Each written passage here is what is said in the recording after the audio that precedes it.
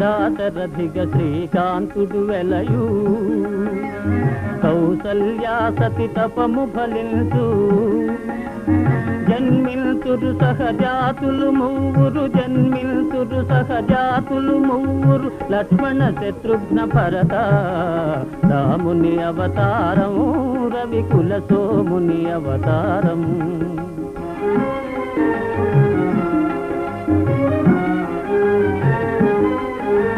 చదువులు నేరుచు మిష చేత శాపము దాలిచి చేత